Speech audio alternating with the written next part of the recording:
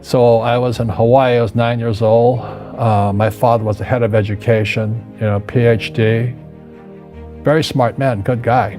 And for some reason, we moved across town and I went to a school with rich kids. So this is a little town called Hilo, Hawaii. That's not on the map anywhere, but it is. It's a sugar plantation town. So when I was 9 years old, I moved to this rich kids school. And suddenly I realized I was poor because it's relative, as Einstein, it's all relative. And my classmates were mostly white guys. And I was one of the few Asians in the class. And these guys, their fathers owned the banks, they owned the plantations, they owned the car dealerships, they owned the meat packing company, they owned the ranches. And I'm going, how come my dad doesn't own that?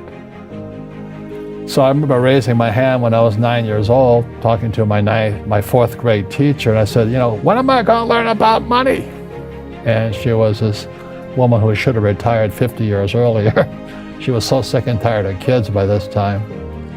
She says, the love of money is the root of all evil. And I said, what am I, in Sunday school? And I was this punky little 9-year-old kid. And she says, we don't teach money at school. I said, why not? And she couldn't answer me. And she got very flustered. She said, sit down, take your seat. And then I got curious. I said, why don't we learn about money? She says, go ask your father. He's my boss. My father was the head of education. PhD, all that stuff. I go home and ask him, I said, why don't we learn about money in school? And he looked at me and says, because the government doesn't let us teach that subject. The government tells us what we can teach and what we can't teach. And I thought that was strange. And I said, but aren't we going to school to learn about money? He says, no, your job is to get a job. I said, but you get a job to earn money. He goes, no, you're supposed to just get a job. I went, no. Isn't the purpose of a job to earn money? He goes, you're correct. I said, so why don't I just learn about money? I can skip the job part, And he got flustered and he said, look, and my father was the Japanese, very tall, 6'4", and imposing man, good guy.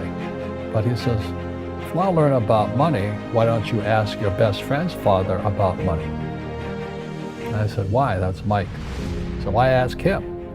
He says, because Mike's father is an entrepreneur. And I said, what are you? He says, I'm an employee. I'm a government. I make money. He says, that's what entrepreneurs figure out. It's like a cat, which comes first, a cat or the cat chasing its tail. And I said, so how do I learn about money? And he would teach me about money. But the way he taught me about money was playing Monopoly. And finally one day I got upset. I said, well, when are you going to teach me about money? He says, what do you think we're doing? We're playing Monopoly. He goes, no. What do you think we're doing? We're playing Monopoly. He says, what do you think we're doing? I said, I don't know. I'm teaching you about money. And then that's when, you have one green house. He says, there's many formulas for great success in money. There's thousands of them, but one of the best ones found on the game of Monopoly. Still is today. 4 green houses, 1 red hotel. I said, what? He says, one of the greatest ways to acquire great wealth is playing Monopoly in real life. 4 green houses, 1 red hotel. But is that all there is? He goes, that's it. And he says, what do you think I'm doing? And I went, I don't know. So then he took me out and he showed me his greenhouses. And 10 years later, when I was 19, I was now in school in New York, and I come back to Hawaii, and Rich Dad had bought the biggest piece of land smack dab in the middle of Waikiki Beach. And when you go to Waikiki Beach today, you'll see the Hyatt Regency Hotel. That was his hotel. Just like the game of Monopoly. Just like the game of Monopoly. Acquired assets and they became bigger assets. He says, as long as you're hungry, you'll think. And he was a great, great teacher. So today when people ask me what I do, they know me as the author of Rich Dad, Poor Dad. I just say I play Monopoly. So I own greenhouses, I own big hotels, I own oil wells, golf courses, businesses. I'm just playing Monopoly. That's all I do. one of the things I suggest to people, you got to find a real teacher versus a fake teacher. And a fake teacher is somebody who doesn't do what they teach.